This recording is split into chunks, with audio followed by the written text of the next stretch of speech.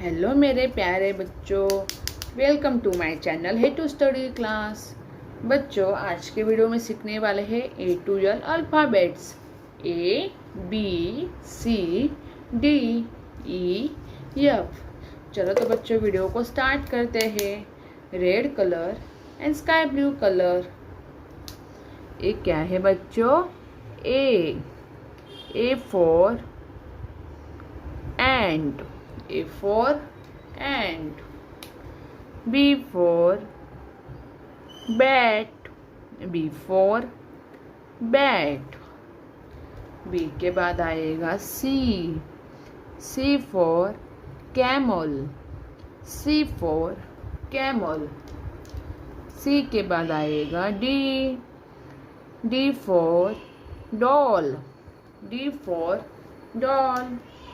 D के बाद आएगा E for elephant, E for elephant. E के बाद आएगा बच्चों F for fish, F for fish.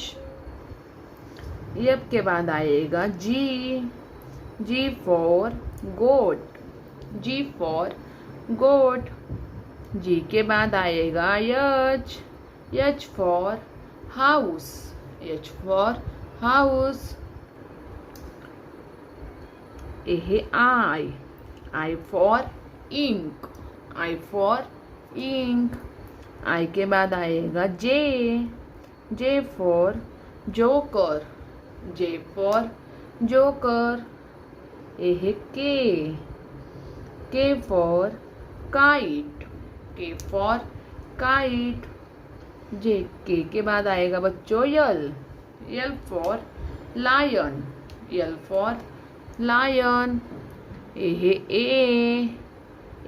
for apple, A for apple.